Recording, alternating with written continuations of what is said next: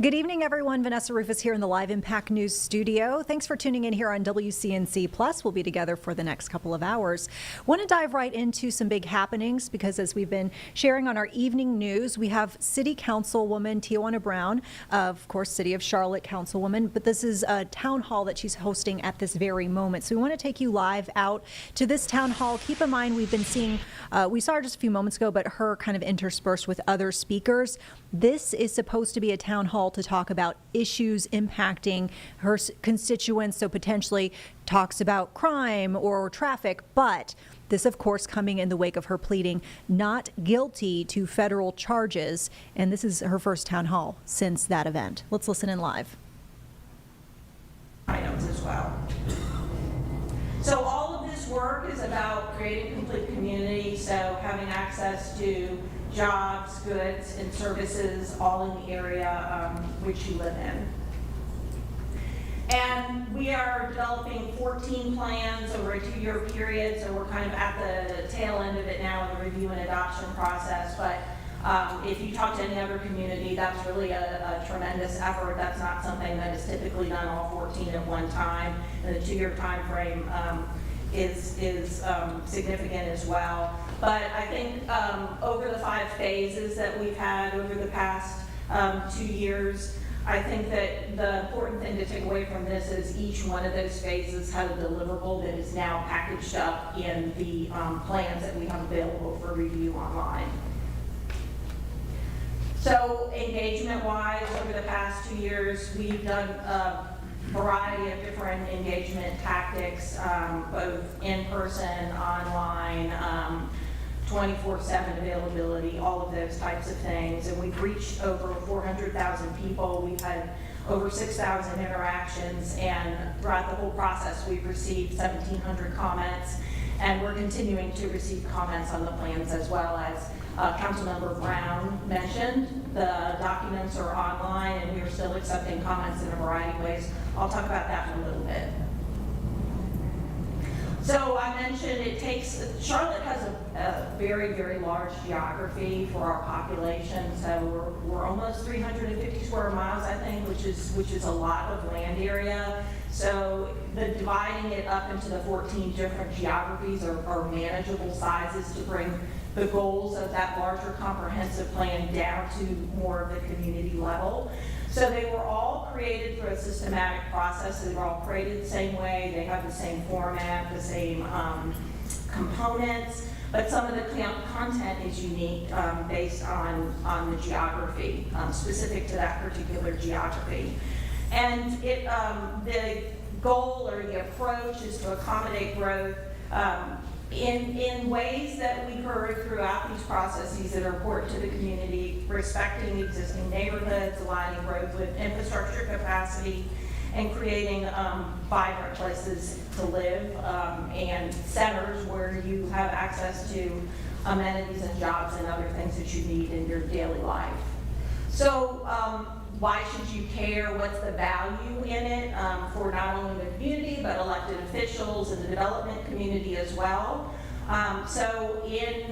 Prior to the adoption of the comprehensive plan and then subsequently these plans, only about 25% of our community, or almost 30% of our community, had this detailed level of guidance for growth. And the other 75% of our community had very dated guidance that dated back to the late 80s and early 90s. So it really kind of what I was saying earlier, the tools that we had from that perspective for guiding growth really didn't match where we were at the level that our community had achieved based on the growth that we've had. It develops more clear criteria for what kind of changes can occur in neighborhoods, clearer direction for the rezoning process. It's more transparent in how rezonings are evaluated in terms of the goals and guidance that I'm talking about. The strategic investment areas that Ed mentioned a few minutes ago, those are documented in these plans and they're documented per geography, so you can kind of see how all the pieces fit together. It identifies the needs for each geography, so it takes the equitable growth framework, which I'll talk a little bit more about in a minute, from the comprehensive plan, which is a bunch of different measures to determine what are the greatest needs for this particular geography. And there's 10 goals in the comprehensive plan, but what are the most important for this? Clearly all of them are important, but if we're prioritizing our resources, which are the most important for this specific geography? And kind of a newer feature is environmental impact. So this document contains more detail around urban heat, other environmental factors that I'll show you in just a second than we have ever had before. So this is an outline of the table of contents. So each of the plans has the same table of contents. There's an introduction, a community area profile, community needs and goals, a section called Creating Complete Communities that focuses on future development, supporting the vision, which focuses on needed projects and programs. There's an implementation guide and an appendix. So for the community needs section that I mentioned, so this takes that equitable growth framework again from the comprehensive plan, applies it to this specific geography, and this is an example from the Southwest Outer Community Area Plan, and talks about what the greatest needs are for that particular geography. So there's a scale of measurements, 1 to 5, and for the Southwest Outer, the greatest needs are access to housing, access to jobs, access to amenities, and then the environmental justice component. So the measures in environmental justice include things like tree canopy, proximity to heavy industrial, transportation and infrastructure, and floodplain. For the Creating Complete Communities section, this gives you an idea of what type of change you can expect over time from a development perspective, the types of development and the intensity.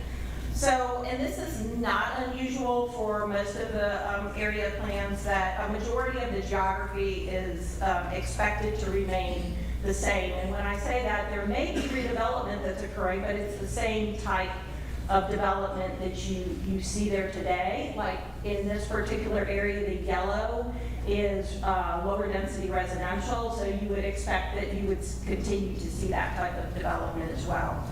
And about 15% is where you can expect to see change, and that typically, for most of the geographies, is in our centers. And the centers are really where we would expect to be able to accommodate more intense growth. I want to highlight one section in the supporting the vision section, one component of the supporting the vision section, which is a neighborhood toolkit. So that neighborhood toolkit takes 50 different programs that the city offers today and then categorizes them by the categories that are within this particular section, so open space, mobility, community character, et cetera, and gives you an idea of what those programs are about, who the contacts are, what they could be applied to.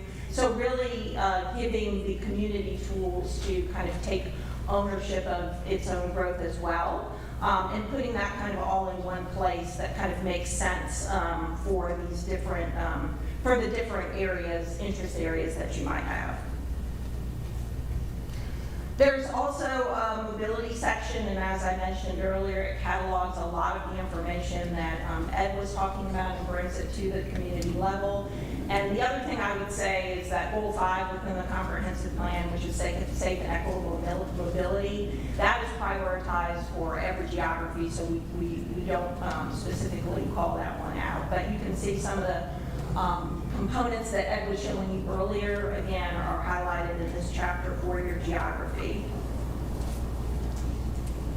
And there is also a new component for each of these different sections that's kind of a needs assessment. So how it takes a variety of different components around mobility in this particular example and assesses how is this area performing today. And that's important, again, for you knowing what the priorities are for your investment, for developers to know what priorities are for capital needs improvements and prioritizing resources.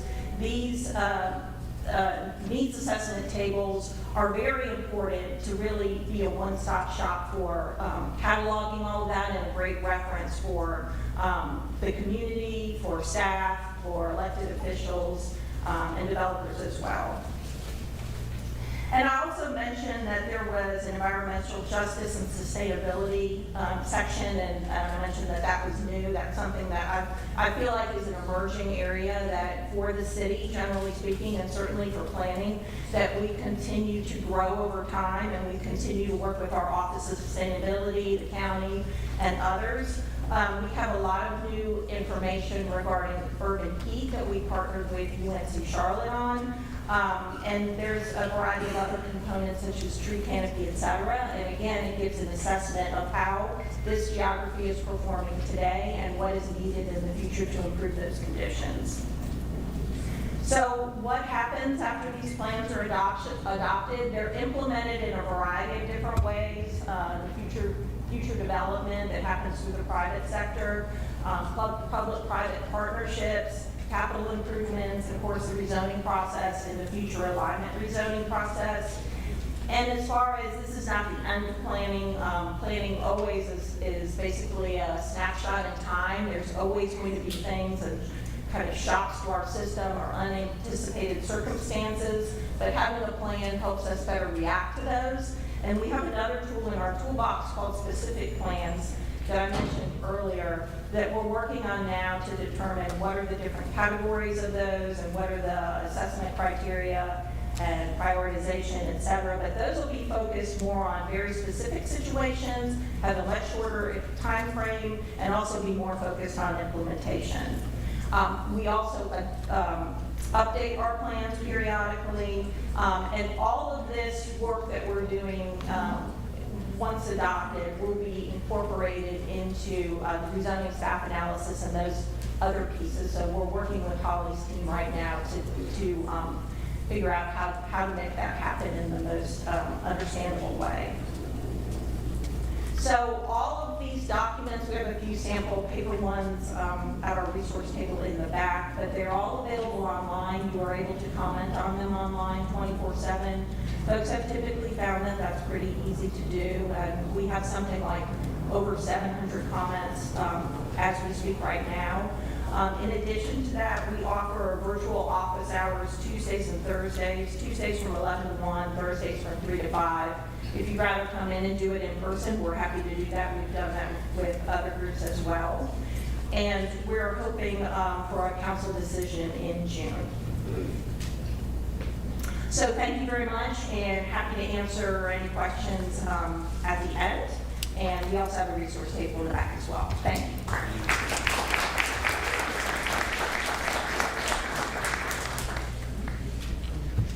Okay, along the same lines, we're going to bring up Holly. Holly has been working closely with community and making sure that your voice is heard. So Holly, if you come on up about District 3 zoning, the petitions that we have going on. Thank you so much, Holly.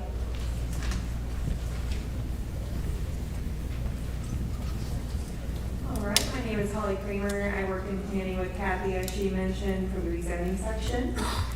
I'll be going over District 3, mostly the rezoning process and how you all can get involved, because that's what really matters, is being able to hear your voice. And I will say, for petition-specific information, it'd be easier if I could have a one-on-one conversation with you, so please reach out. This is a list of the active petitions that we have right now in District 3. So just for reference, we have 2 that are going to be going to hearing in June tentatively, and we had 2 that went to hearing just this past one last week or on the 19th. So the rezoning process. The rezoning process is how we change the zoning classification, and every single parcel within our city limits and within our extraterritorial jurisdiction is zoned by Charlotte. And there are 2 types of rezoning petitions that we have. So we have conventional petitions, and then we have conditional cases. So conventional is essentially a petitioner coming in and requesting a zoning district and saying that they would like any uses allowed by right, and saying,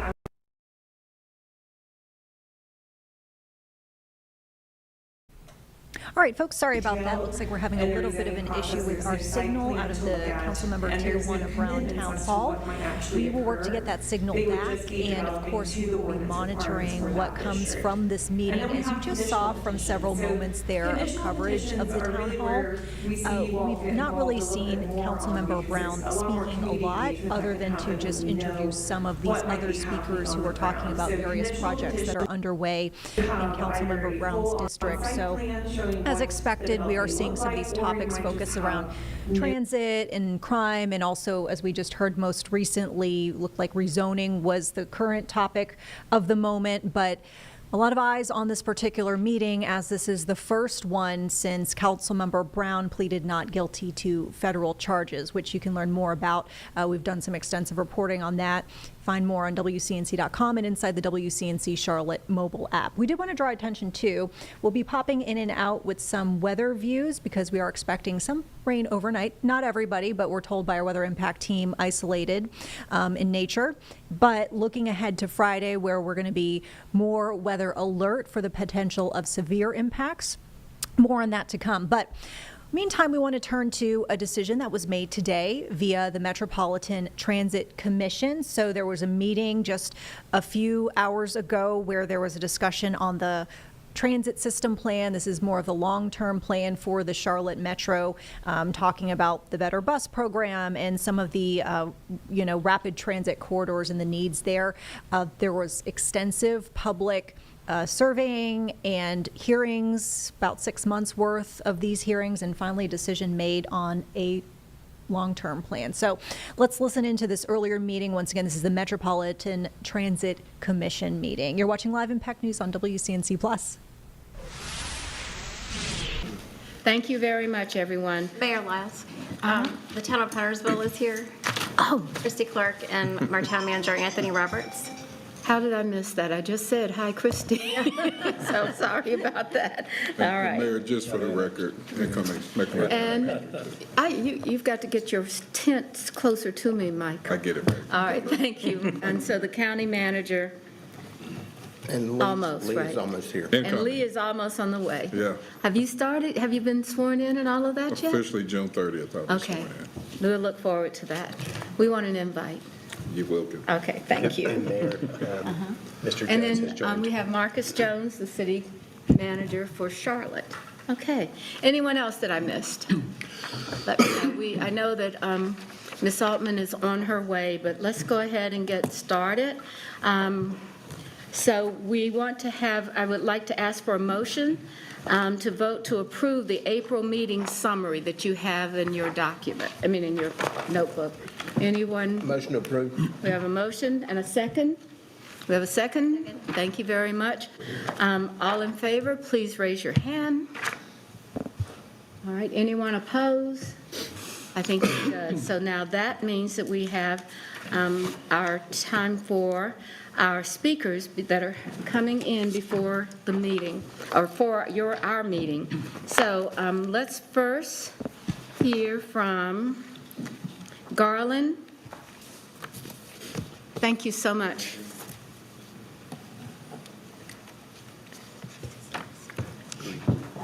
Mr. Green, thank you so Can you much hear for me? coming. You will have 3 minutes. Thank you, ma'am.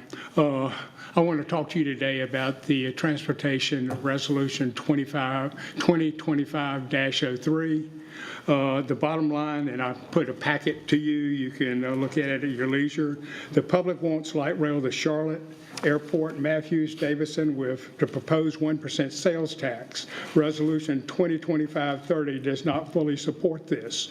Resolution 2503 needs to be amended to show a firm commitment to light rail from the Charlotte Airport to Matthews, not just a future consideration of light rail to Matthews someday down the road. Mr. Cagle, you're up first. Your public survey showed light rail to Matthews as a very high priority, number 4 out of 10. Your public survey also showed trolley car expansion and light rail to Carolina Place Mall as a much lesser priority. Yet, you are putting the expansion to the trolley cars and to Carolina Place Mall ahead of that of Matthews. The data does not support that. Should Bill 948 pass in the legislature, there'll be plenty of money for light rail build out to Charlotte, Matthews, and Davison. That is what the people want. You need to support it, sir. Mayor Knox, you're next. You've been a fierce opponent to light rail to Matthews. Political reality, Trish Cawthorn. She is the sweetheart of Republicans in the North Carolina state legislature. She is the lady that was a Democrat that switched to Republicans to give them the supermajority. She has huge influence. When Dustin Hall was here in Charlotte earlier this year, he said she's going to have a big say-so. You want road money, you want rail to Davison. She wants rail to Matthews. Sir, you need to think of tit for tat. You need to consider getting on and supporting light rail to Matthews. And lastly, Mayor Lyles.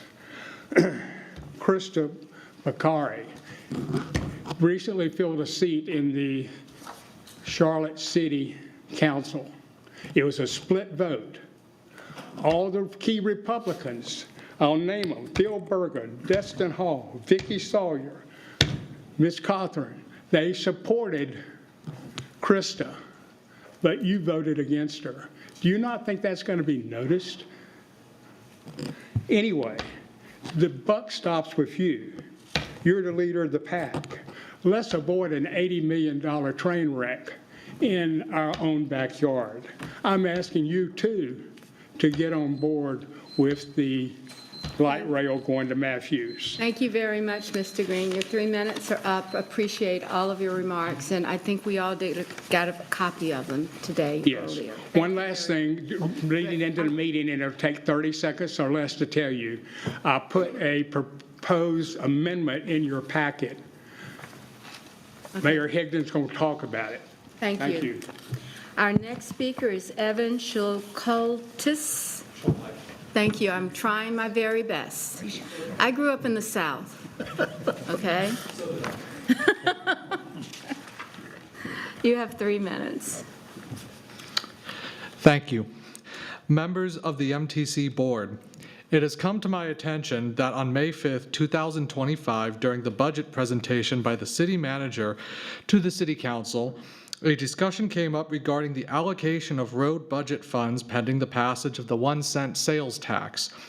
In this discussion, it was suggested that should the sales tax pass, the funding for roads currently in the general city budget could be reallocated to other areas and the cost of road maintenance, improvements, and expansions paid for with funds from the pending sales tax. While the $63 million budgeted for roads in 2026 may seem paltry compared to the $19.4 billion in income expected from the sales tax over a 30-year period, this adds up. Assuming road spending stays flat, the total cost over the same 30-year period would total $3.37 billion at an average of 3.5% industrial inflation rate and $4.39 billion at a higher 5% rate. Presently, 40% of that estimated $19.4 billion in revenue is allocated to roads, but this allocation is for infrastructure improvements considered part of roads that supports non-car transit options, such as protected bike lanes, sidewalks, and bus stations, and other road improvements. If the road funding from the general budget is moved to the sales tax, then the money necessary for bus infrastructure would have to be sourced from the 20% allocated directly to buses, crippling the expansion of our fixed bus service lines. This is on top of the fact our plan for fixed route service is already hampered in the transit plan by an overemphasis on the expansion of microtransit, a service which is even costlier and serves fewer people than fixed service bus routes. This is not to mention the impact it will have on pedestrian and cycling infrastructure. I therefore ask the MTC Board to act in collaboration with city or state government to prevent the resourcing of funds for car-centered infrastructure from the city budget to the sales tax. Thank you, and I yield the rest of my time. Thank you very much. I think we can help you with a little bit more information. If we can get it to you tomorrow, I think I have your name, and we'll give you some information about your remarks. All right, thank you very much, ma'am. And I'm really glad that you are paying enough attention so that we can try to get things right. So thank you very much. Thank you, ma'am. All right, our next speaker is David Thomas. Mr. Thomas? Is Mr. Thomas available? All right, so since this, I think this closed, is there anyone? There's no more speakers. There's no more speakers identified. So thank you for those that came. Feel free to stay as long as you'd like. Whether it's good or bad, it's going to be around for a long time. So thank you very much. All right, so our next item on our agenda is to hear from Alyssa Caldwell, who is the co-chair of the PTAC, and to provide her monthly report to us.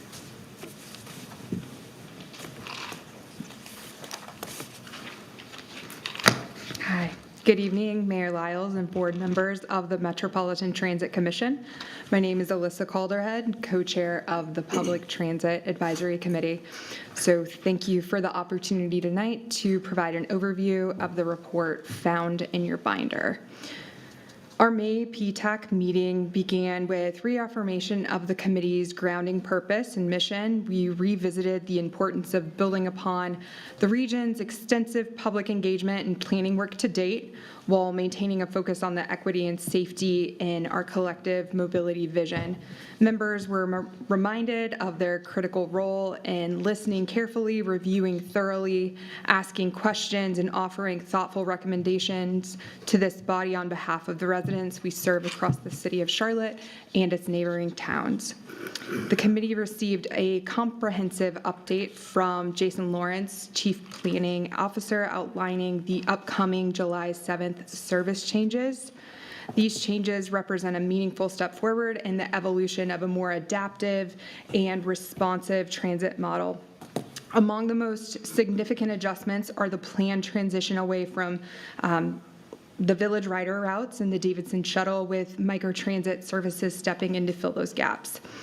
Additionally, there will be operational refinements at the Charlotte Transportation Center and schedule changes aimed at boosting reliability.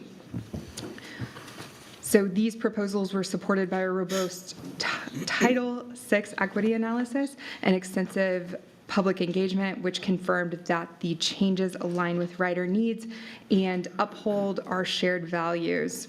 So while the committee voiced overall support for the transition, there was a strong emphasis on the necessity of clear rider education, transparent public messaging, and close attention to how these changes impact communities historically dependent on fixed route service. Kelly Goforth, Chief Development Officer, presented the latest developments in the transit system plan, including results from 2 major rounds of public engagement. The findings demonstrated overwhelming public support for expanding transit services in Mecklenburg County, with a clear majority of participants expressing a need for more options and alignment with the goals set forth in the draft plan. At the April 30th MTC meeting, staff formally recommended Scenario 1 for adoption. That scenario strikes a deliberate balance between ambition and fiscal responsibility. It includes enhancement. All right, so folks, you're hearing there some of the Metropolitan Transit Committee discussions from earlier today. As we talked about, they approved the transit system plan updates that were introduced several months back and went to public hearings. And you saw there a look at some of the bullet points, some of the headlines, takeaways from the decision today. Prioritization of the Better Bus Program, phased rail expansion. They're reporting here now a 50% increase in bus service, which we were hearing lots of folks who use transit said they wanted more frequency, and an increase with the additional miles of rail. As you could see, 43 additional miles of rail. We'll keep you updated as more information comes from the transit front, but we did want to, of course, pivot back to this meeting that we've been watching. Actually, it looks like we're not quite ready.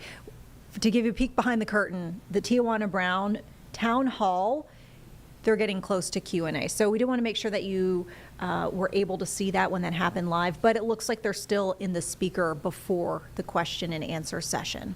So let's hold tight on that. We want to get to Arkansas. Okay, so there's a huge headline out of this area, and this is becoming nationwide news at this point. So there was a press conference held just today in Calico Rock. It's now day 4 of the manhunt for the escaped Arkansas prisoner Grant Harden. Okay, it looks like Tijuana Brown is now speaking. Yep, they're starting the Q&A session now. Thanks for bearing with us here, Live Impact News. Let's turn you now to Tijuana Brown's Town Hall. At this microphone, we also have one on the other side for those as well. Thank you.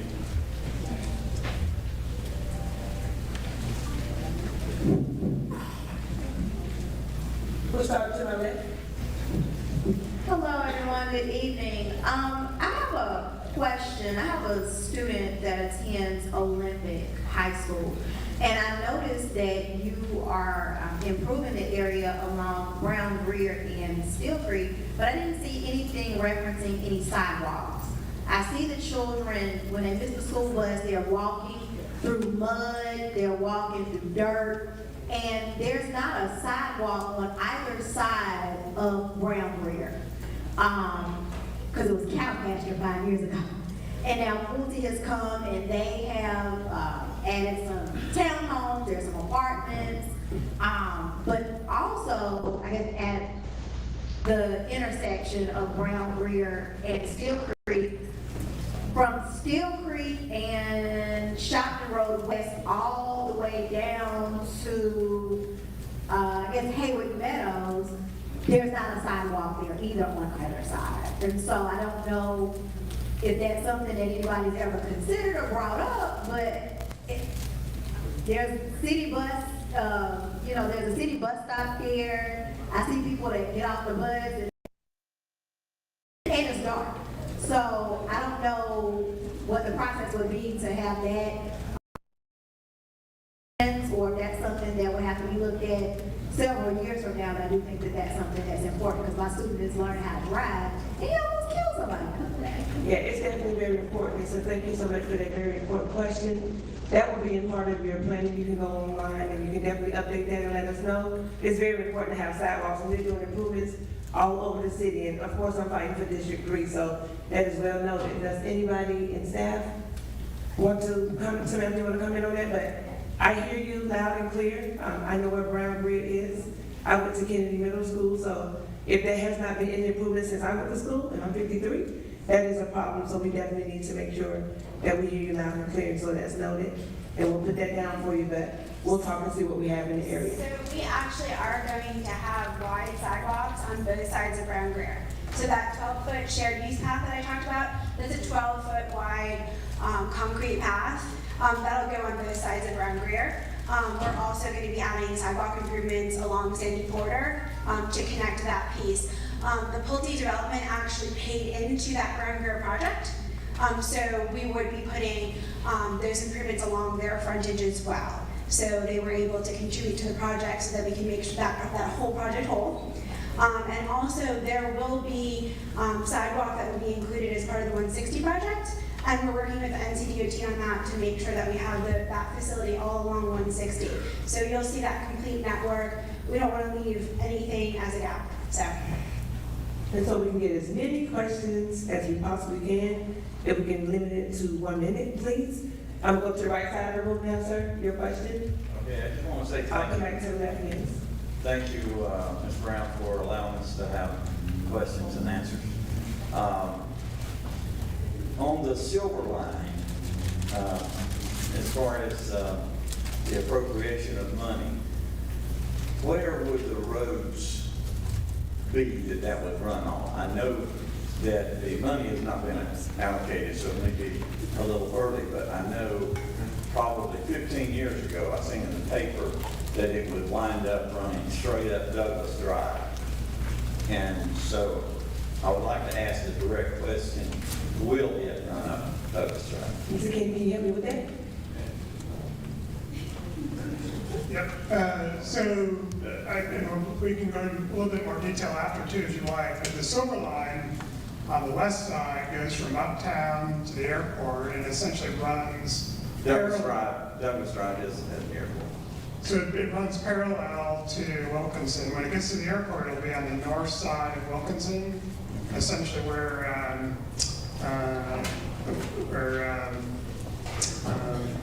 Little Rock, sorry. So it runs parallel to Wilkinson on the south side. When it gets to the airport, it's on the north side, and it connects right at Little Rock. So it would not run up that? No. Okay. Thank you. That was my main question. So you wanted to know if it's going to run up Douglas Drive and it's not going to run in that area at all? Yes, in the Charlotte Observer some years ago, it showed the line when it would run up Douglas Drive, and then it possibly would cross and go into, across the river into Belmont. Okay, thank you so much. So if you want to wait, you definitely can get Mr. McKinney to get more detail with you on that, but you answered that, Mr. McKinney. We're not going to go up that far, correct? Back to the left side. Good evening, and thanks for hosting this. Good evening. It's my pleasure to be here. This will be for the captain, CMPD captain. He mentioned that car thefts are mainly happening by 14, 15, 16-year-olds. And we know that a lot of violent crime is happening by the same age group. And does he know of any legislation that's going to change how juveniles can do these things and really just get a tap on the wrist like it never happened? Because until there's real punishment, these are going to be repeat offenders, and these are going to be the people who keep causing trouble. I think even the chief has complained about this, where they're continuing being let out. We see them again and again and again, and we know anyone can do something small, steal a bag of potato chips, but when you're talking about stealing cars or shooting someone, cutting someone, or assaulting someone, these are serious crimes. Unfortunately, they're just being left back out on the street, and we see the same people over and over again. I don't know if the police chief has left yet or not. Is there anyone from CMPD in the back that can answer a question from one of our constituents?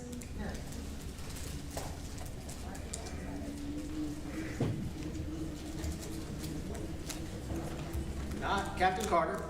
I'm Detective Jones with CMPD's Homicide Unit. I do know December 1st of 2024, the raise the age law that went in a couple of years ago that dropped it down to anybody under 18 is considered a juvenile.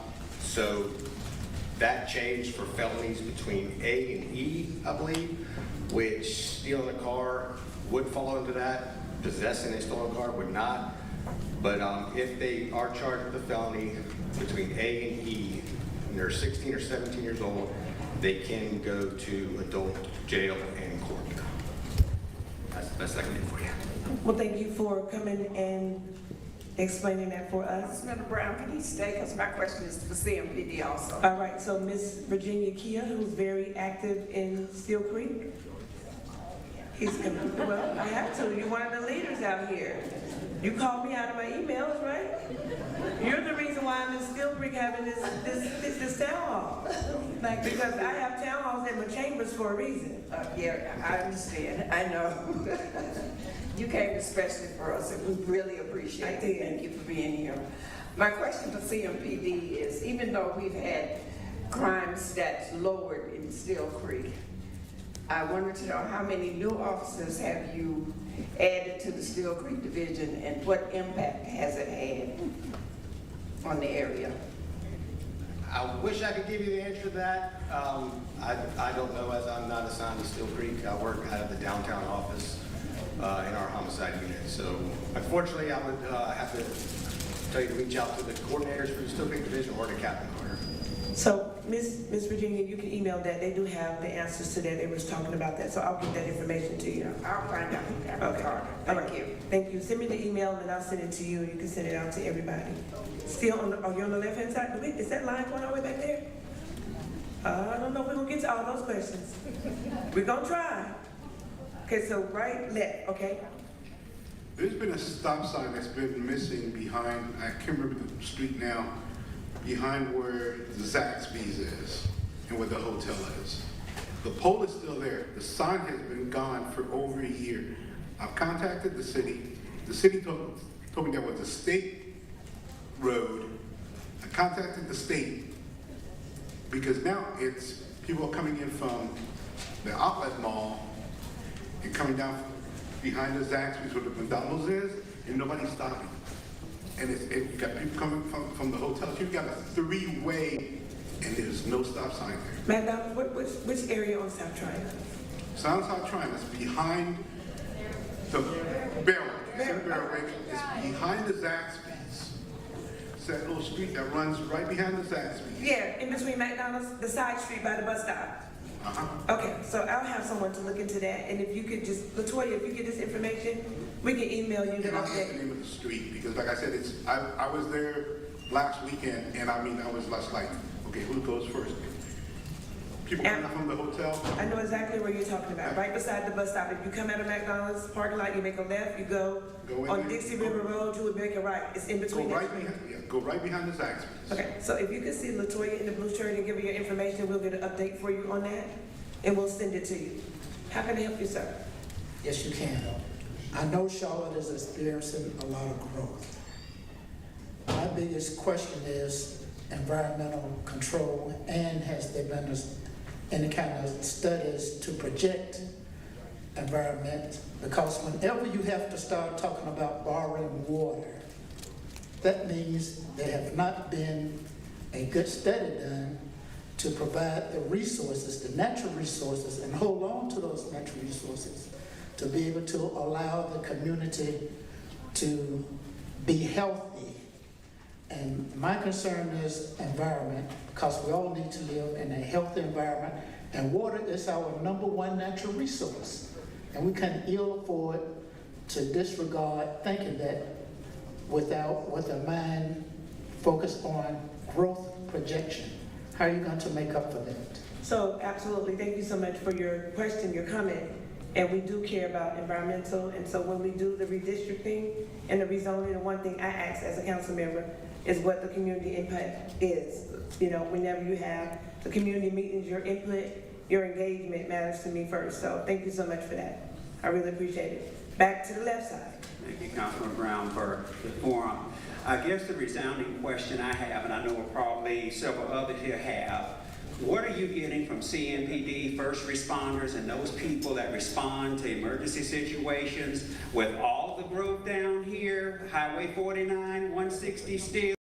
God forbid, during, the July 4th weekend or some heavy weekend, what are you getting from those individuals who have to respond to crises and emergencies in this area with all of the construction? It's nothing to see 50 acres down, new development.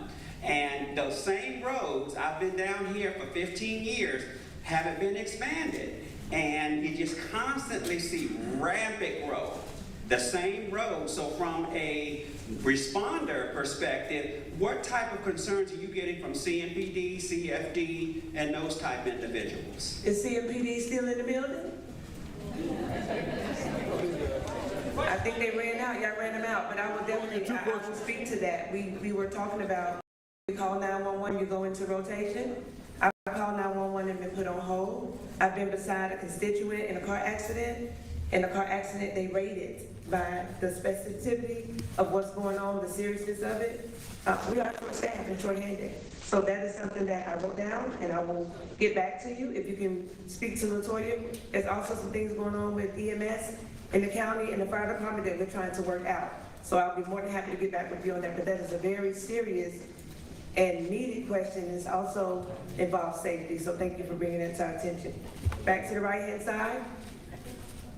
If you can get in line, we're going to try to get all your questions. If you're in line, if you can get in line, Antoine, would you and LaToya note where we are so we can get everybody, because their time is valuable as well. We want to make sure that we hear them. Am I on the right-hand side? Yes? Okay. Yes. My name is Lori Diggs. I live in the Yorkshire subdivision. I've been a member of in the Steel Creek community for 29 years, and I have seen exponential growth. I am not opposed to growth, but at some point we have to stop the madness and stop approving all these apartment complexes until you get your infrastructure under control. We have been promised by the NC. Can you repeat the last part? I didn't hear from the applause. I said until you get the infrastructure under control. We have heard from the NCDOT. I've been attending meetings like this for over 10 years. Every year the NCDOT tells us, oh, it's just 3 more years till we're going to widen 160. I think they were afraid to even talk about it tonight for fear that we would run them out of the building. Yes, I understand. So that's one thing they did not talk about tonight. When are they going to widen 160? That's right. Do we have anybody that have an update on 160? Hold on, wait a minute. Antoine, can we get the microphone up here for 160? Thank you so much for your comments. No, not at all. So we didn't specifically talk about 160 only because we were asked to talk about 77, but we had some handouts, information in the back. But you're right, 160 along with almost every other project in the state has been delayed over the years, most of which is due to cost increases and funding constraints. So our revenue streams don't grow very quickly, right? But the project costs, and especially over the last 4 years, it's been literally doubling due to inflation. Everyone's probably felt inflation in their personal lives and going to the grocery store, but in the horizontal construction industry, which is where highways fit, we have seen it just dramatic cost increases. And so you're right, 160 is an extremely valuable project. We recognize that. I've been to a lot of the same public meetings over the years. So we want to deliver that as quickly as possible. And right now, one segment, the lower segment scheduled for 2029, the upper segment, that was from like 49 up to 485 is 2030. The original intent was to try to build those together, but ultimately they'll be under construction at the same time. And we are progressing the designs as quickly as we can. We'll be out buying right-of-way and moving utilities. That's going to be a years-long process by itself. So a lot of work activities. Say what? So I would like to ask Councilman Brown, Councilperson Brown, I would like to ask, in light of that situation, I would ask that you probably consider a referendum like Lake Wiley did and put a moratorium on these rezoning things until we get something under control in this area. so much, Ms. Briggs. Your questions, your comments are heard and taken very seriously. To the left side, to the gentleman in the blue. Yes, ma'am. My name is Joey Cortez, and I attend Steel Creek Church of Charlotte. We've heard some talk tonight about, the troubles that our teenagers are having. And I'm here to make an announcement that our church is having a movie night on June the 14th at Steel Creek Church of Charlotte. The movie night's called The Forge, F-O-R-G-E.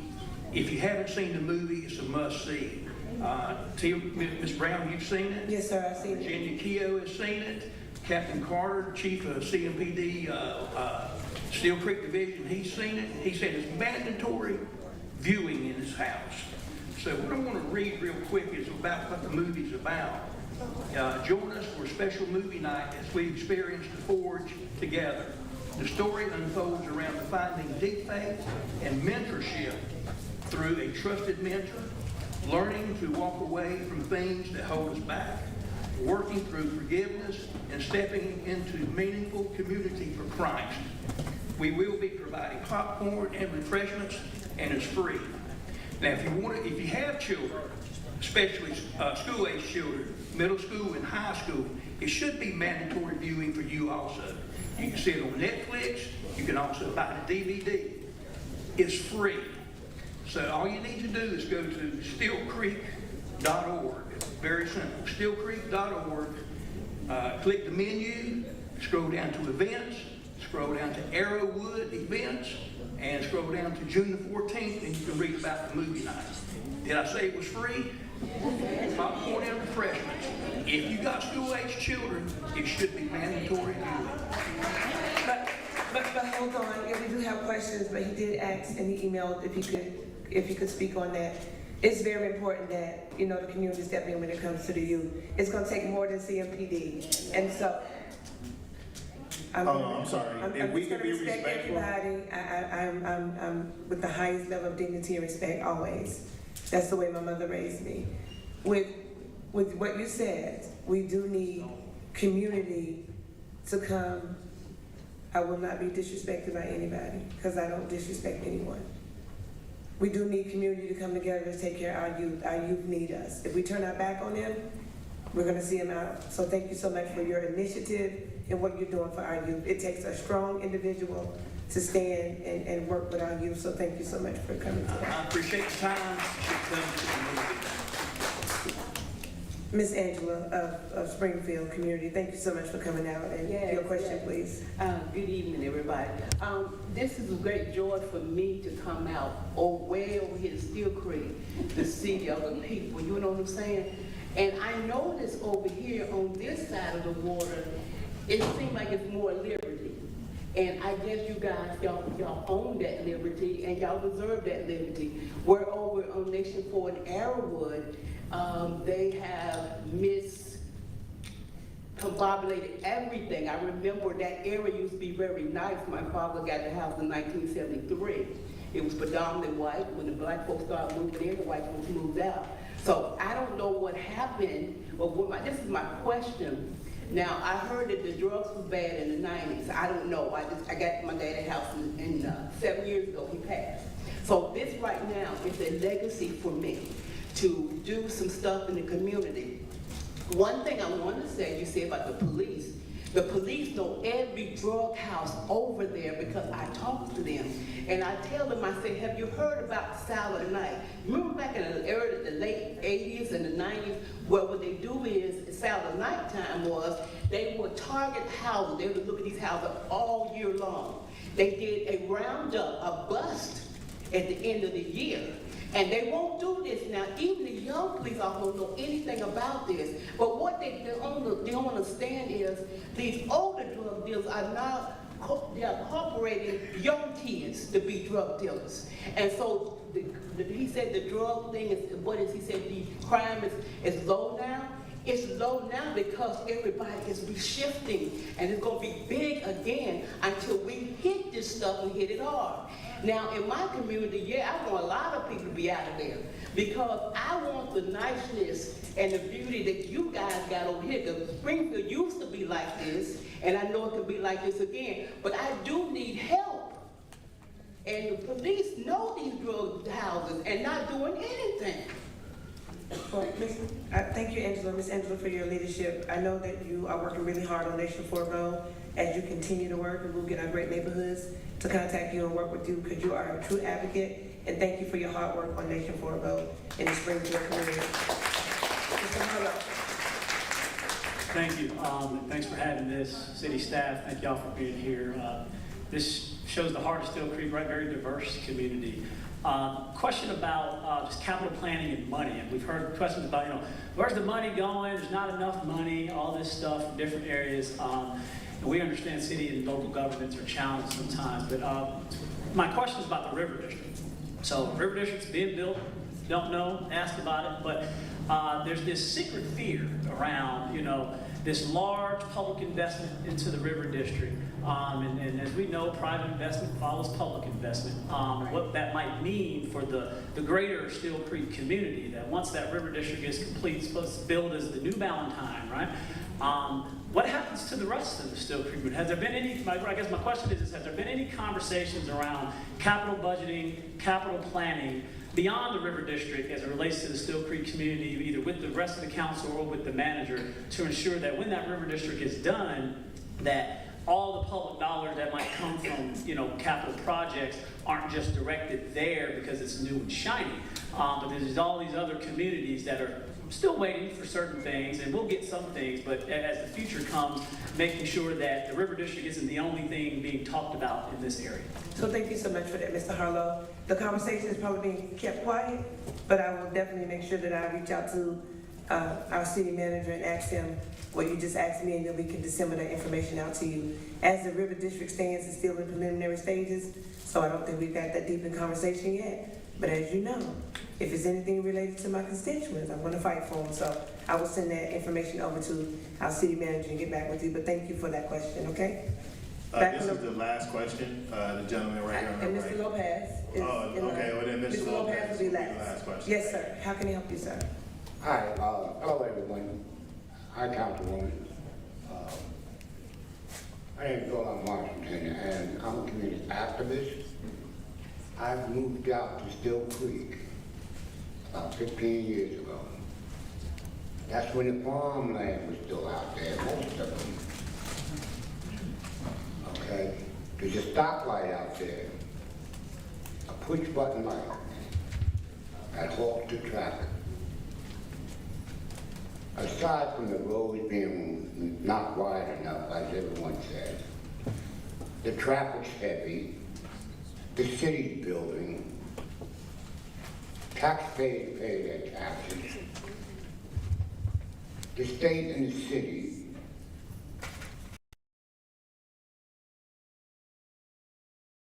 in my building complex.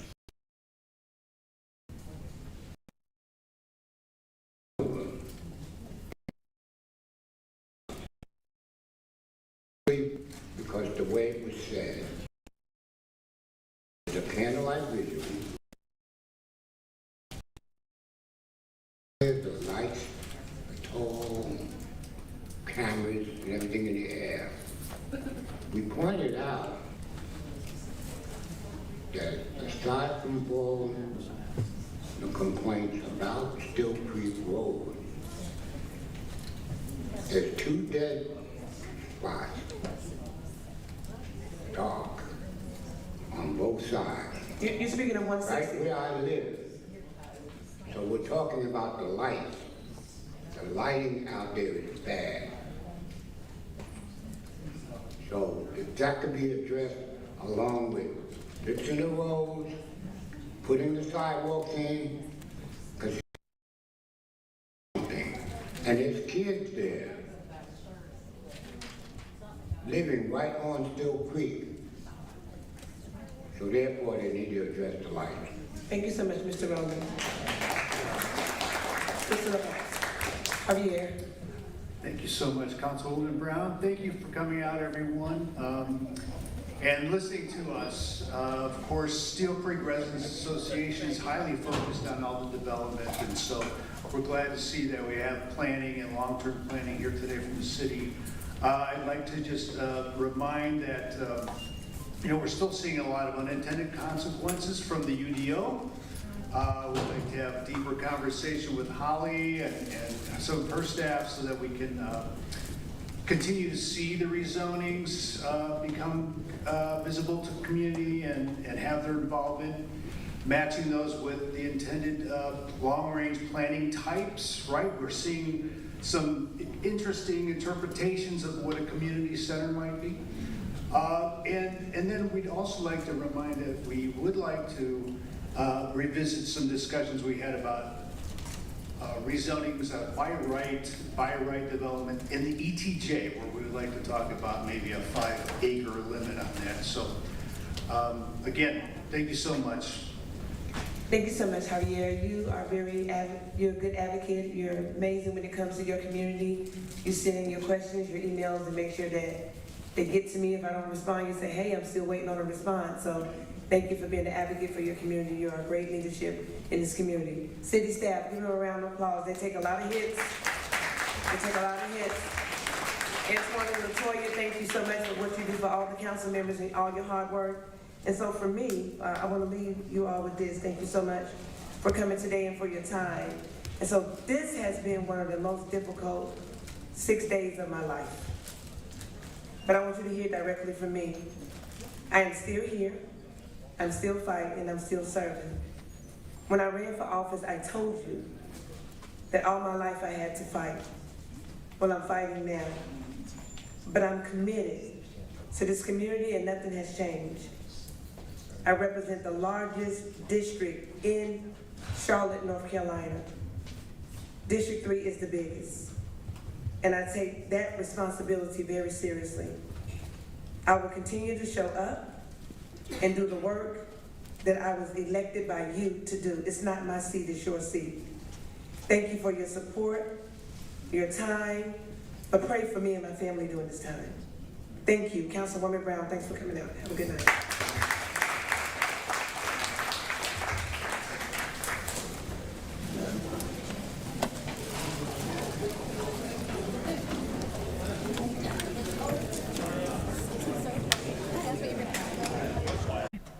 All right, folks, you can see a town hall with Charlotte City Council member Tijuana Brown just now wrapping up. This was a 2-hour town hall, which we shared before was primarily meant to connect with constituents regarding issues directly impacting that Steel Creek area. So while we do know this is the first time she's directly addressing the public and having this town hall since her federal indictment, we know that the crux of this meeting was really to talk about, as you heard there, crime, development we saw rising to the forefront with folks, also look at transit and traffic.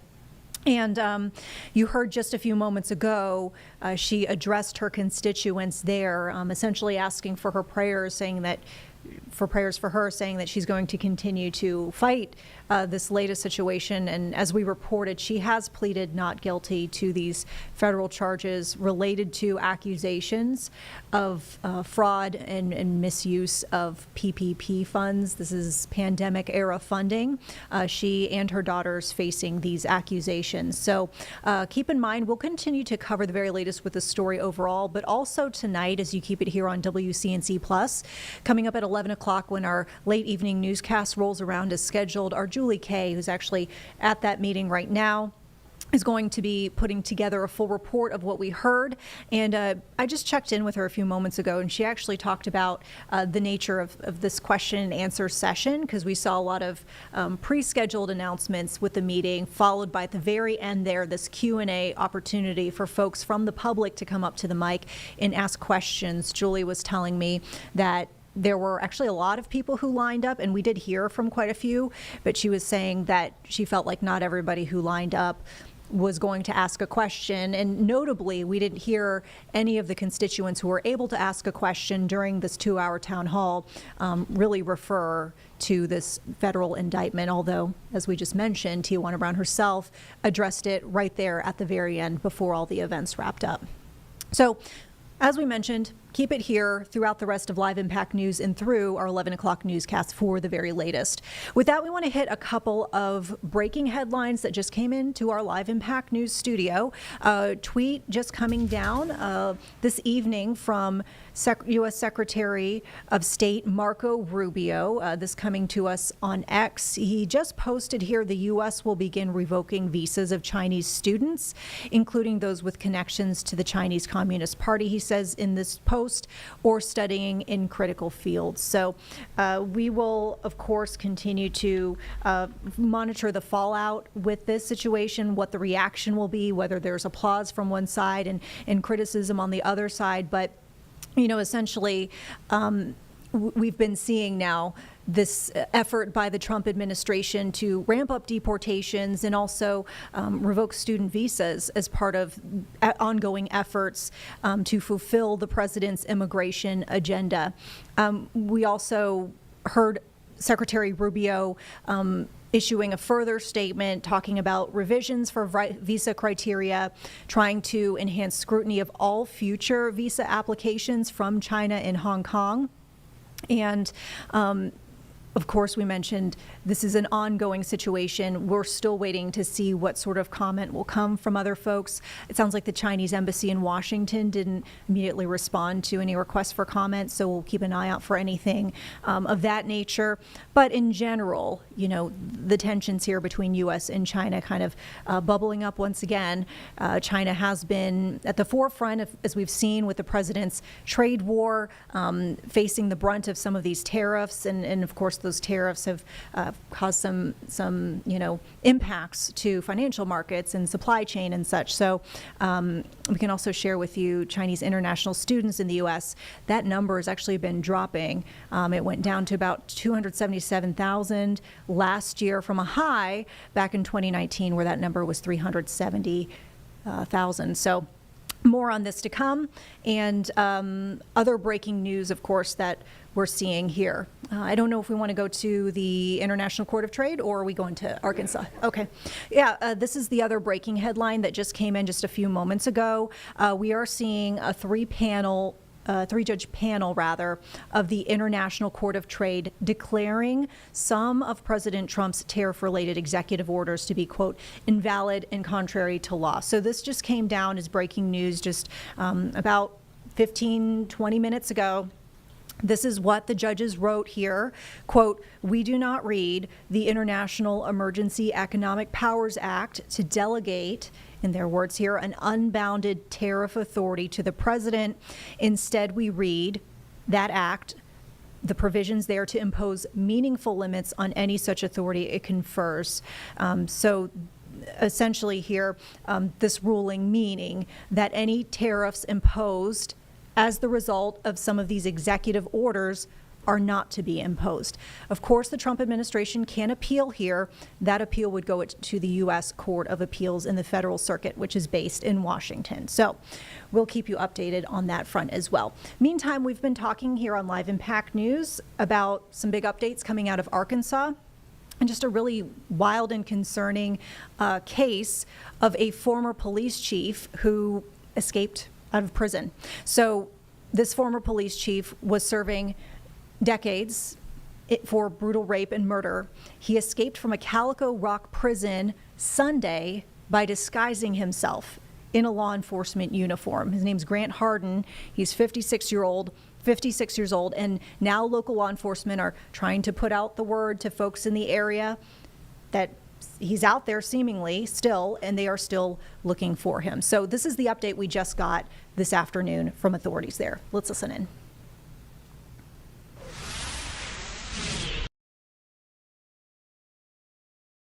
Feel free to shoot cuts. Yeah. Okay, we're still waiting to get the news Like, conference I appreciate all started. y'all's patience. Yeah, he's, and if you've reached out and I have not responded, I apologize. Like, I'm trying to make sure we're hitting everybody, but it's starting been. to think I did something. It's not like it's I'm, an effort honestly, in a it's town nice, this like, size this to is the try first to time I've get been in fresh air and to in a while. corral every law enforcement agency that ready to has go? been involved in this. Okay, here we go. First things first, just appreciate everybody coming and covering this for us. Really understand you guys have a job to do, and a lot of what is going to hinge on us is help from y'all and getting this word out there. So appreciate all that. Again, we can provide a brief outline of where we are. And again, I can't really get into any specifics, but kind of where we are stand. Unfortunately, there's no new developments. We've passed the 72-hour mark from when Grant and Harden did escape. Since that time has started, there has been an ongoing collective effort with multiple agencies, state, federal, local, utilizing any and all resources that we can to track it down. Any and all leads that we are getting have been followed up on. Unfortunately, none of those have come to fruition yet, but we're hoping all it takes is that one lead that is credible that is going to lead to this. So again, the search is ongoing, and with that, I'm happy to take any questions you guys may have. We heard that some of the local departments are being told to stand back. Is the search effort being scaled back? It's not being scaled back at all. I think the issue that we're running into is having too many people in one place at one time. I know that a search area has expanded, and so at this point they may just be told to stay back until we have somewhere else, so there's not that much of a concentrated force in one spot. Is it because you don't have any areas you're prioritizing?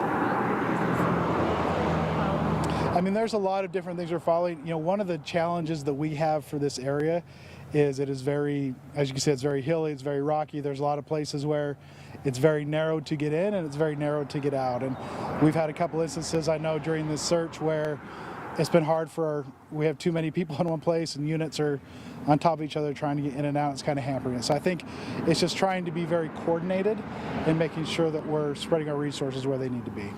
Can you talk about what some of those resources are that you're utilizing? Are you using drones, canines, helicopters? Yeah, all of the above.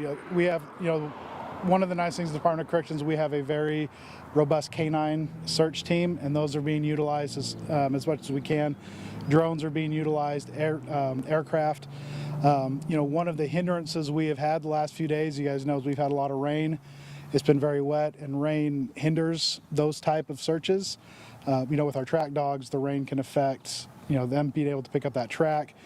With the low clouds, it's hard to get the drones up as high as we need to. Helicopters are grounded with all that. So we're hoping that the weather kind of turns a little bit and we can utilize more of those. You were able to get video of helicopters hovering in the area of the prison and some officers using binoculars to look in the area. Is some of the search concentrated still around the prison? Yeah, I mean, kind of the attitude that we take until we have credible evidence that he is not in the area, we assume that he's probably still in the area. And so that's where it is.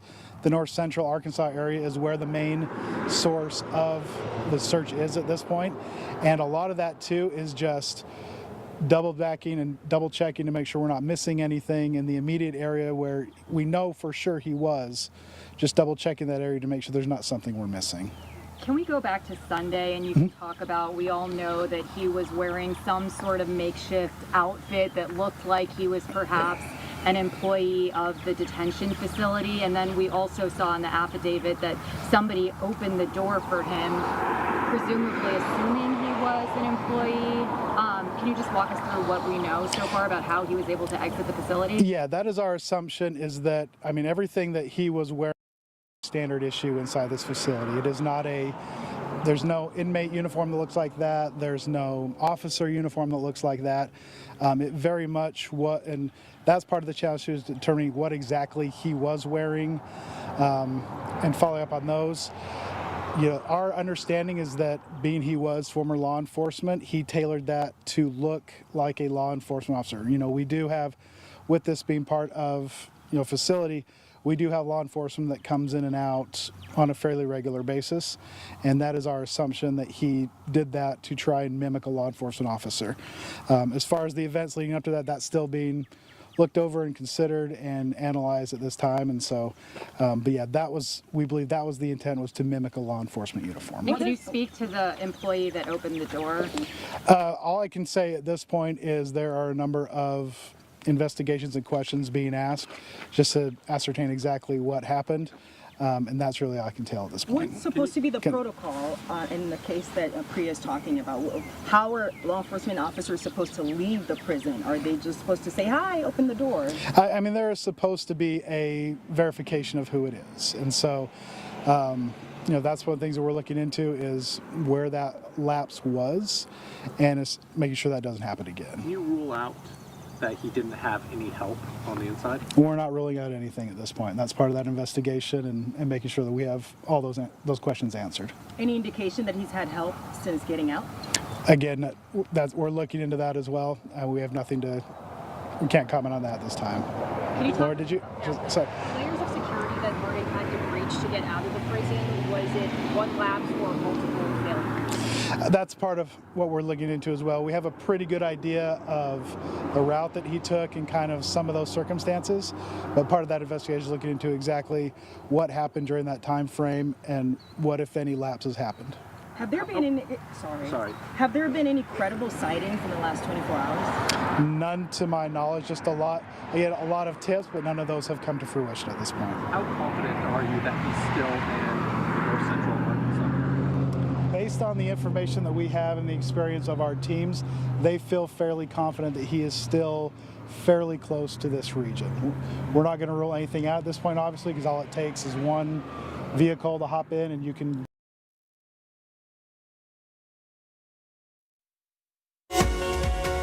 Okay, so that was the latest update from officials after, as you heard there, a former police chief in Arkansas escaped prison where he was serving a decades-long sentence for a rape and murder. That was the Calico Rock prison. We shared some of the photos with you there of Grant Harden, who is 56 years old. You saw the image of him seen leaving the facility. He was dressed to appear like a law enforcement officer, seemingly walked out the door. And there is a mugshot that we can share with you as well. And you heard from authorities in this update from today, the fact that they think he is likely to be still around that area in Arkansas. They don't have reason to believe that he's gotten very far, although it didn't sound like there have been any other sightings since the Sunday escape. We'll keep you updated as we learn more about that situation. So with that, we want to turn to a big health headline that our Jane Monreal has been diving into for us today. There's a new type of leukemia that's seeing a dramatic spike, and she spoke with an expert from Novant Health about the situation, also how patients can manage their life with this type of chronic cancer. So let's listen in now to Jane's earlier interview. I want to turn now to a health discussion here. We have a special window with some special guests. We're talking about leukemia, the type of cancer affecting the blood or bone marrow. One specific type now seeing a dramatic 55% increase in new cases really over the past decade. And what makes this particularly challenging is that some of patients with what's called CML may have difficulty finding a treatment. So this morning we are joined live here by Dr. James Dugan. He is an oncology specialist at Novant Health Cancer Institute in Winston-Salem. We also have Jen, who is a patient diagnosed with CML back in 2014. Good morning, guys. Thank you for joining us this morning. Good morning. Good morning, Jane. Thank you very much. Yeah, absolutely. Great to have you for this important discussion. Let me start with you, Doctor. What is CML? What is this type of leukemia, and how does it differ from other types? Yeah, let me give you a little bit of background. So chronic myeloid leukemia is a type of blood cancer, but more specifically, it's a disease of the white blood cells, part of your immune system. And these white blood cells have a very specific mutation in them called the Philadelphia chromosome, specific to this disease and really is manifest in CML. And because of this mutation, the disease is susceptible to a group of drugs called the tyrosine kinase inhibitors, or TKIs. And really that's what we're here to talk to you about today is through our partnership with Novartis, we're looking to increase people's awareness and education about CML and its treatments. You said that, or what I read was it's increased by 55% cases of this specific type. What is factoring into that? Well, think it's awareness of the disease, and also people are living with this longer. This disease is chronic, and the medicines that people will have to take, these TKIs, can be with them lifelong, so they'll be on them for years. A majority of patients will not reach their initial treatment milestone, so it's very important that we have these options in order for physicians to switch if a patient is not tolerating it for one reason or another. About 14% of patients will need to change their TKIs due to other side effects, and really that's the need for various treatment options. Jen was diagnosed back in 2014. Jen, take us back to that diagnosis and what that moment was like for you. It was very scary. Leukemia had such a scary sound to it, and it was pretty frightening. But then I started taking the treatment, and for 8.5 years, I tried 3 different TKIs, and I had very strong side effects, and I was miserable. I was a cancer patient, and I couldn't work anymore. I couldn't do what I needed to do for my family, and people had to take care of me, and it was just very humbling and rough. But then I started Scemblix, and I'm not only working again, I'm actually able to take care of my family and really be the person I want to be, because this particular treatment has less side effects for me than it does than all the other treatments I've tried. And that process of finding a proper treatment, it sounds like, that trial and error can be challenging for any little thing that we do in life. But what challenges did you encounter? Some of the challenges I encountered was I didn't advocate for myself. I had all of these symptoms that I was really concerned about. I brought them up to my doctor, but he sort of blew them off and just kind of said, no, this is the treatment we're going to go with. So unfortunately, and it wasn't until my heart was damaged, my lungs were damaged by my treatments, that I began to advocate for myself. And now I have a doctor who works with me instead of just telling me what to do. And that, changes everything, I think. Thanks, Jen. Doctor, what factors then do patients consider or doctors consider when selecting a treatment for CML?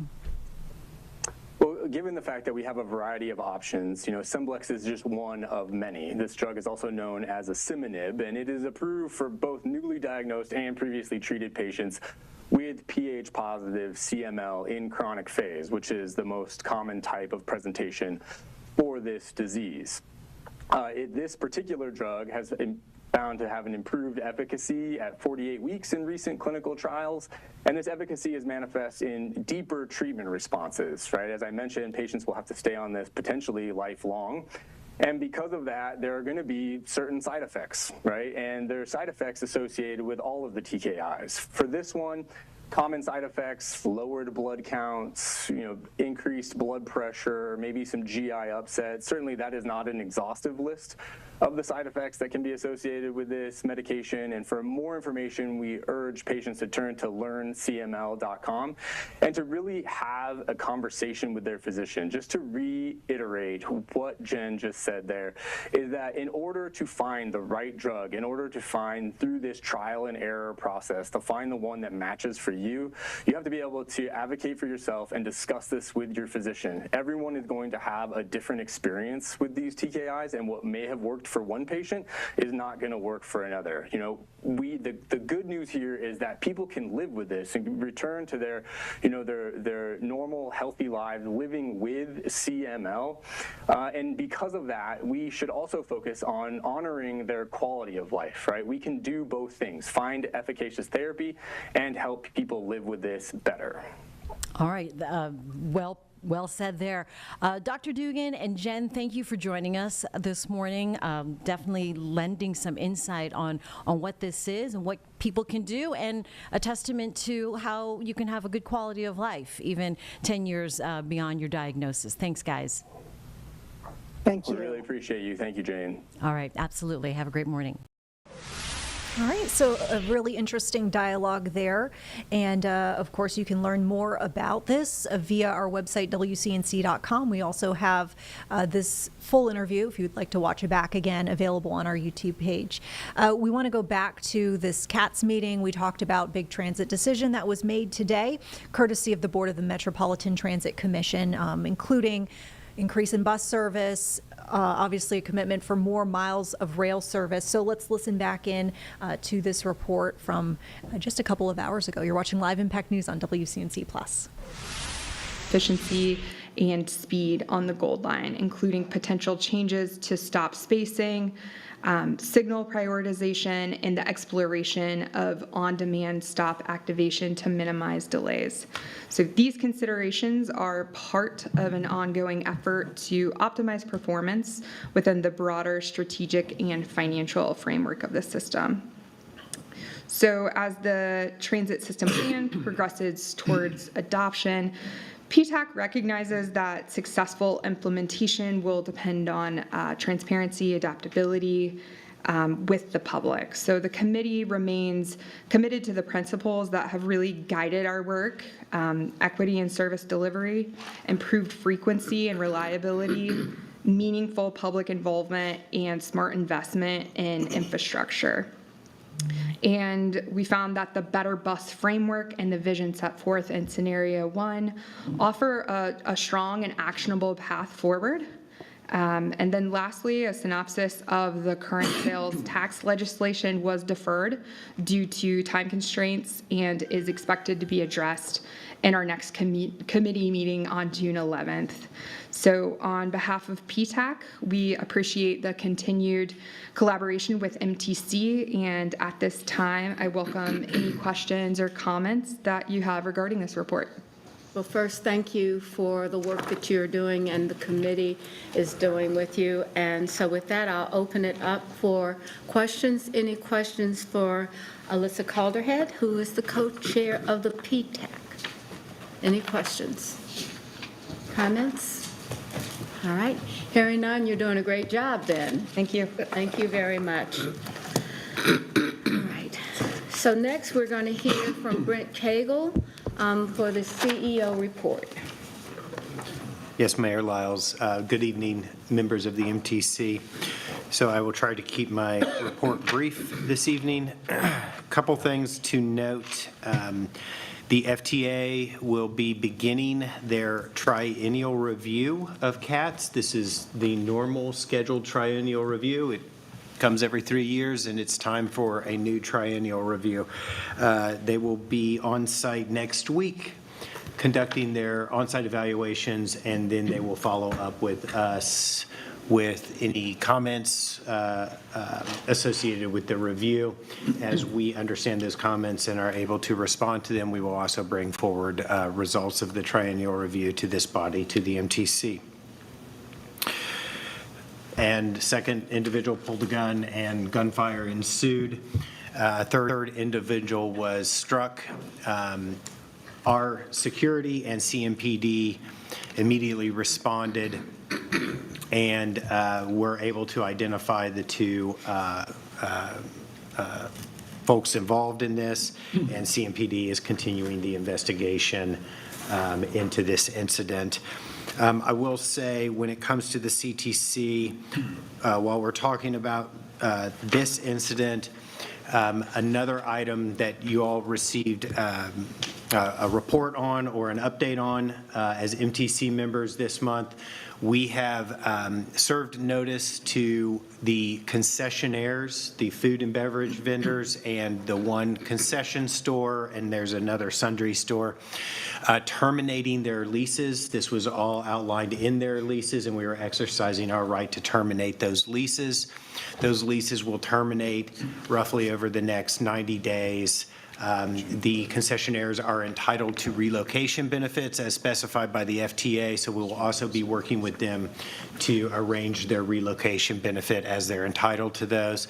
The larger reason behind that is, as we think about safety and security at CTC, along with fare evasion, safety and security at CTC are those are our top two security, safety priorities as we think about moving forward. By removing the concessionaires, it will give us the ability to better enforce the entirety of the inside of the transit center as what we call a fare zone.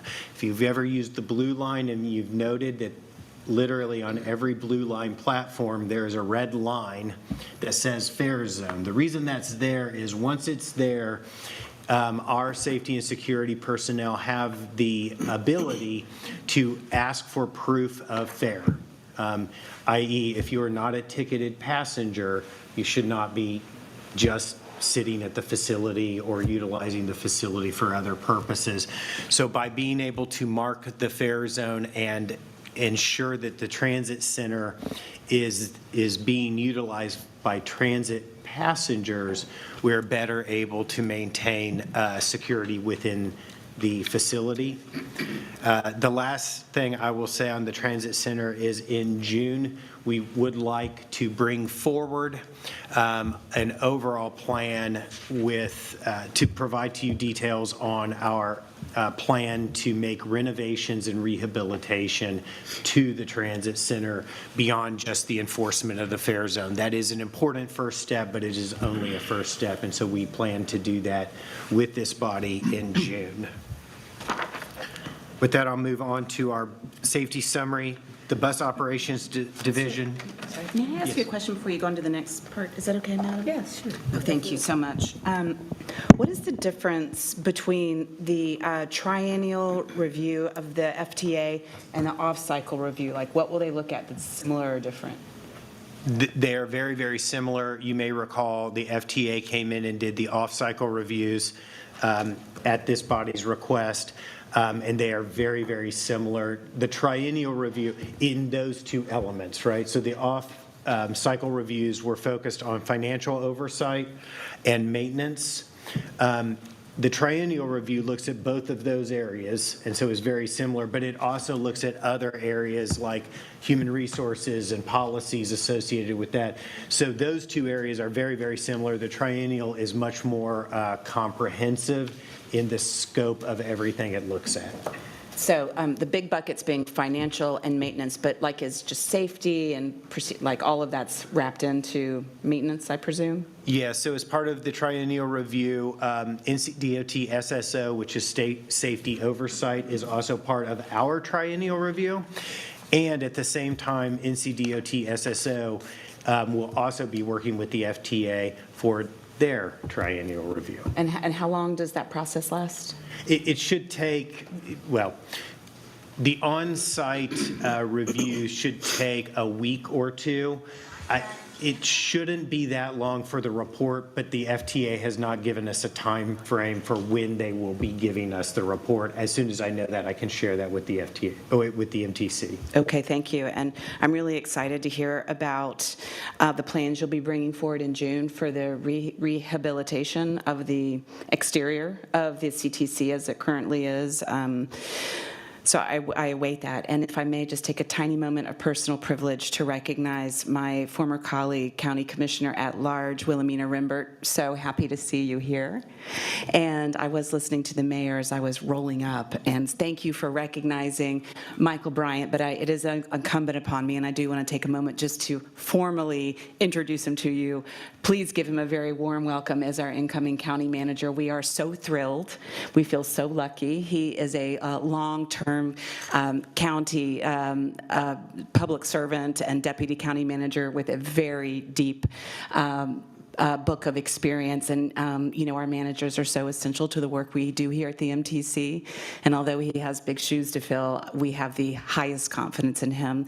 And just wanted to extend an invitation to all of you to his swearing in on June 30th here in this room, beginning at 10 a.m. So we would love to see you. And thank you, Madam Mayor. Thank you. All right, so let's go back to our... So for the Bus Operations Division, there were 2 reportable incidents in April, one of which was a passenger vehicle attempted to make a U-turn at Beatties Ford and Slater Roads. They struck a bus. The bus was pushed off the road and struck 2 utility poles and a small tree. 5 passengers and the operator were transported by medic to the hospital, all with non-life-threatening injuries. In effect, car made a U-turn in front of the bus. The bus operator did their best to avoid the accident, and in so doing, swerved off the road and sideswiped a tree and a couple poles. Secondly, a bus was pulling away from a transit stop when the left side mirror made contact with a passing box truck. Only cosmetic damage was reported. However, 2 passengers did request medic for minor injuries. There were no reportable incidents in April for STS, and in the rail division, there was 1 reportable incident. A passenger vehicle made contact with a Gold Line streetcar at Trade and Church, causing minor cosmetic damage to the vehicle, to our vehicle, to the Gold Line vehicle. No injuries reported, and the streetcar was able to continue in service. On-time performance in April was right around where it has been at 81.9% of bus services were on time, 16.1% were late, and 2% were early. Missed trips continue to track below 1%. And on page 25, you will note the 2 charts showing the the look back of OTP, on-time performance, and missed trips as requested at one of our earlier meetings. And then local bus ridership experienced a minor decline compared to April of 2024.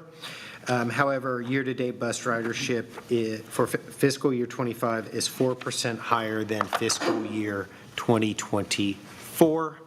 Local and regional express routes saw an increase in ridership, up 4.1% on local express routes and 5.6% on regional express routes. Our neighborhood circulator saw an increase of 3.7%, and rail ridership saw a decrease in ridership on the Blue Line and an increase in ridership on the Gold Line. Gold Line was up again 18.3%. I think this might be the 4th or 5th month in a row of double-digit ridership increases on the Gold Line. The note on the Blue Line is it was down 2%, but that is attributable to the rail shutdown for maintenance, where every year, twice a year, we shut down the rail line and we perform maintenance on the rail line, and so that's what attributed to that decline in the Blue Line. Microtransit continues to increase ridership, and we are seeing an average weekday boardings of nearing 100 passengers per day. I'm also happy to announce we hit our 5,000th rider. I apologize if I said that last month. I don't think I did, so I want to make sure to say it. In an ironic twist, although I think it's a great story, our first rider of microtransit was a school teacher going to work. Our 5,000th rider of microtransit was a school teacher going to work. Not the same school teacher, but also going to work. You gotta find these people. Well, the word is out in the northern school districts or schools that microtransit is great. We will also be engaging in more community outreach for the riders of the Village Rider to help make their transition from the Village Rider over into microtransit smooth and easy, and we're certain that when they see the value of microtransit and the convenience of it, they will be hooked just like all the other riders who are trying it. With that, I will skip to page 27, our CAT sales tax report. I will note our monthly sales tax receipts are in through February of 2025. We have seen less than anticipated, on a monthly basis, less than anticipated actual receipts from our budget. And we do believe that there will be, at year end, there will be less than anticipated total receipts from our budget. However, The good news is, in our mid-year budget adjustments, we have already accounted for that, and so this should not present any issues associated with revenues and expenditures, but certainly is something we want to continue watching as sales tax receipts have remained softer than anticipated over the last few months. Okay. You have a question? Yes, ma'am. Yes. Thank you. Mr. Cagle, on page 21, under Gold Line Safety Performance Measures for reportable events, it looks like there's a spike in the month of April. The rate seems to be quite a bit larger than previous months. Can you tell me what that is? It's the upper left graph. In April. So that reportable collisions is one. It is a spike in that the previous month was 0. But on the graph, the actual number is there was 1 reportable collision in April compared to 0 in January, February, and March. Okay, I see. So that's not terrible. And then on the CATS sales tax report, in the upper left corner, where it says February receipts were $439,000 above budget target for the month. And then the next line says February 25 receipts were negative $521,000 below forecast for the month. I just don't understand what this is telling us. I apologize. That does absolutely make no sense at first read. So what that's saying is the receipts are below our annual forecast that we set last year coming into this year's budget. But in the mid-year, when we made the adjustments, seeing that receipts were softening, they're actually above where we adjusted, where we expected them to be.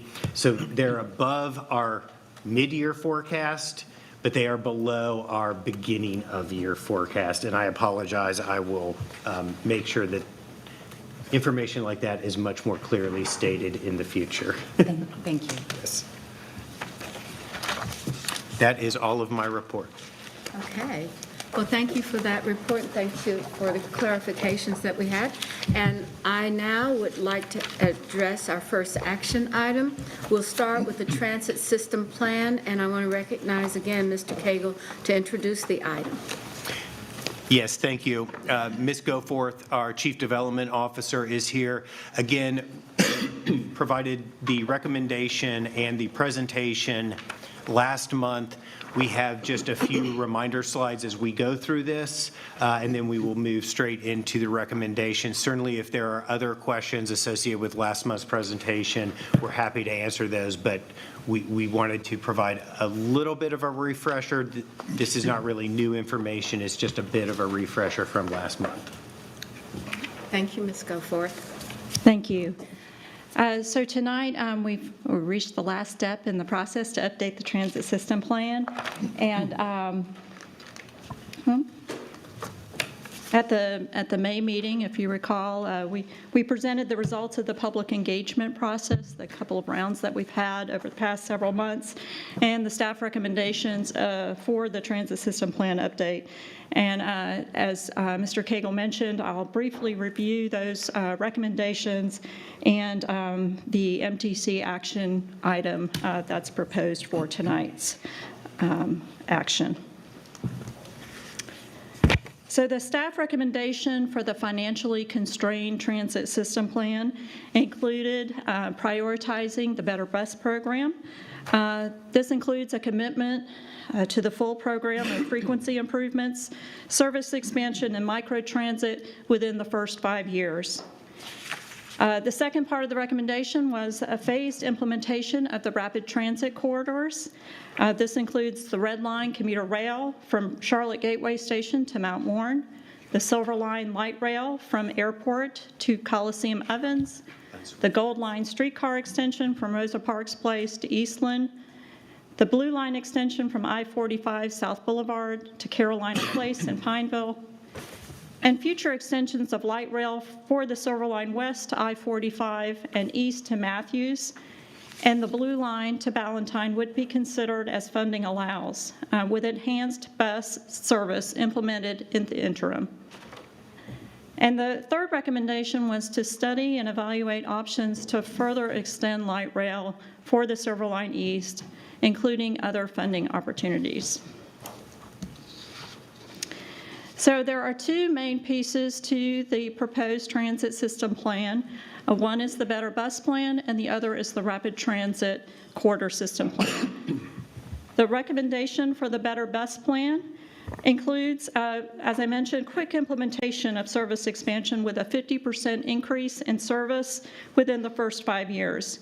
It includes improving our 15 highest ridership routes to 15-minute frequency and 30-minute frequency for all other routes. In addition, the Better Bus program includes full implementation of the microtransit program across the county, as well as priority bus corridor improvements. The program also would include bus stop improvements for our 2,000 bus stops, community transit centers, as well as improvements to the Charlotte Transportation Center and the Charlotte Gateway Station bus facility. The second part of the transit system plan is the Rapid Transit Corridor System Plan, and that includes improvements on the Red Line, Silver Line, Gold Line, and Blue Line. This map shows both the full alignment for the locally preferred alternative, as well as the minimum operable segment for the Silver Line and the Blue Line extension. And so for those two parts of the adopted plan, the minimum operating segment would be included in the financially constrained plan.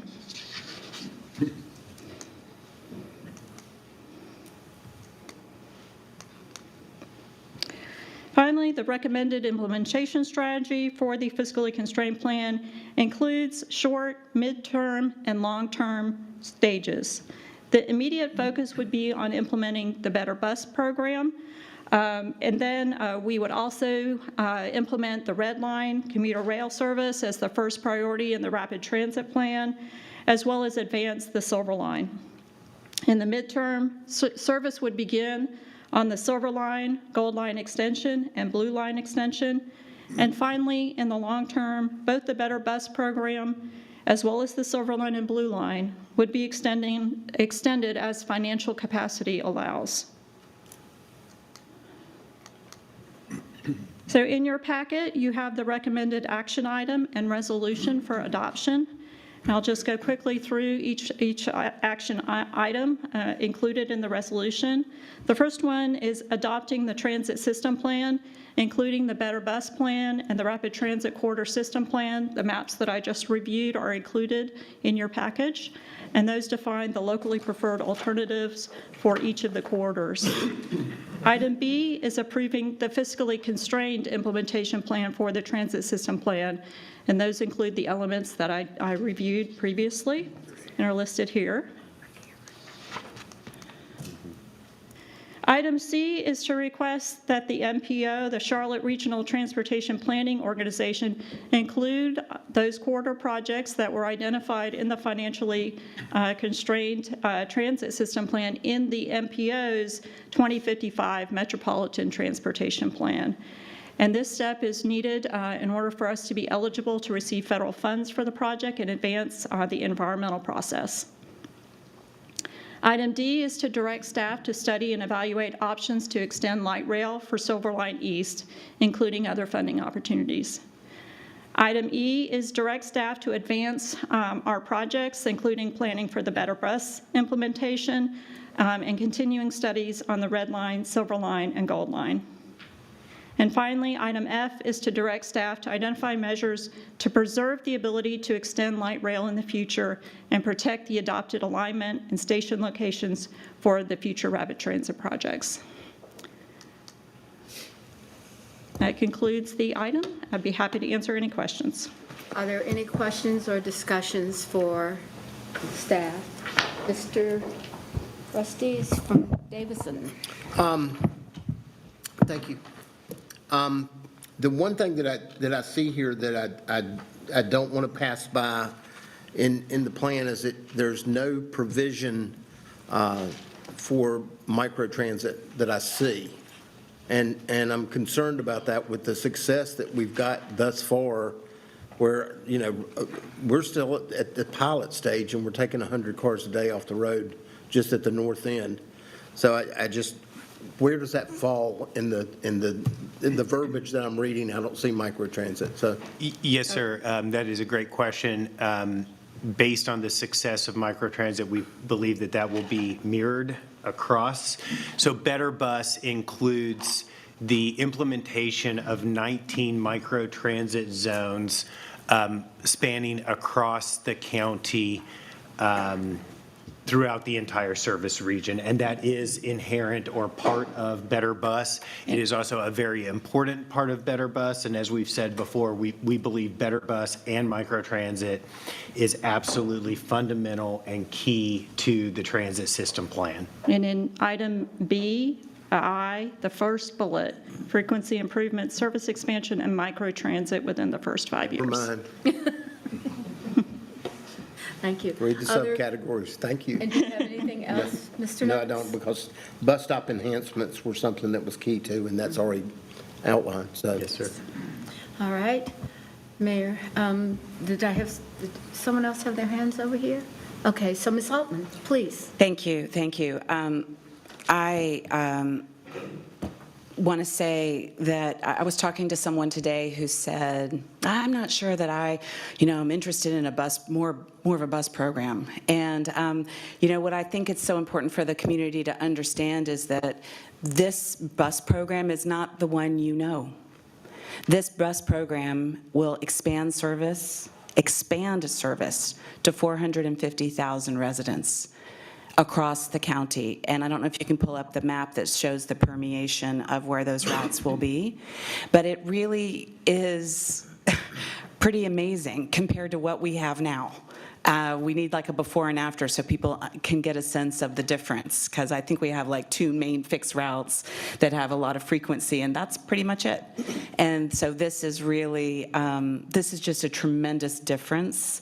And, another thing that I find really exciting about this is that although the rail projects get a lot of attention, they are, 5, 10, 15 years out in terms of implementation under a best case scenario, whereas this significantly different game-changing bus service can begin to be implemented virtually. I don't want to say overnight, because nothing happens overnight, but it really is just an entirely different kind of service that we can begin to deliver that would give immediate relief to residents who don't have, the ability to get from point A to point B, and those who want to get out of their cars. So I find that really exciting, and so that was what I wanted to say. Thank you, Madam Mayor. Thank you very much, Ms. Altman. Is there any further discussion? Mr. Mayor Higdon. I don't have a question for staff, but I'd like to read a statement. I do not support the proposed transit system plan for several reasons. The vision for Matthews has long been one of thoughtful planning and strategic growth underpinned by investments that position our town as a thriving hub within the county. From fostering a robust business environment to nurturing community spaces and accessible transportation options, the town's guiding principles have always been centered on enhancing connectivity and our quality of life. Yet the current direction of this transit plan appears to challenge these foundational priorities. First and foremost, and despite my multiple pleadings to this MTC for over a year now, there has been absolutely zero attempts made to compromise with Matthews in any way whatsoever on the plan. The MTC has remained steadfast in its support of a severely flawed funding model, a plan that was drawn up by Charlotte business leaders and championed by most town managers, not mine. And then this MTC, before even basic costs were known, in a classic case of shoot, ready, aim. Under this plan, Matthews Light Rail passengers will need to travel 7 miles outside the town to access the closest station. This plan disregards Matthews' 30-plus years of land use planning for light rail service to our vibrant downtown restaurants and businesses, the Novant Medical Center, our Sportsplex, Matthews Athletic Recreational Association Complex, our 15 parks, our celebrated farmers market, CPC Levine campus, and soon-to-be-built Hendrick Advanced Manufacturing Campus and the Discovery Place Kids Museum. Despite our town representing only a small portion of the county's population, Matthews welcomes millions of visitors to our town each year. This current transit plan also nonchalantly dismisses the $40+ million already spent on Silver Line East design and the thousands of hours stakeholders spent determining its preferred route and station locations. To paraphrase former Illinois Senator Everett Dirksen, $1 million here, $1 million there, pretty soon you're talking about some real money. I'm sure our taxpayers are thrilled that they have potentially paid for a design that will never be realized. The flawed transit survey offered only 4 limited choices. For Matthews residents, this survey was akin to asking, which one of your limbs do you prefer to have severed? While I sincerely do applaud the overall effort in gathering public input, none of the above options should have been offered, and I suspect it would have been a popular choice. Still, sentiments to build the Silver Line to Matthews were very popular and among the most popular comments.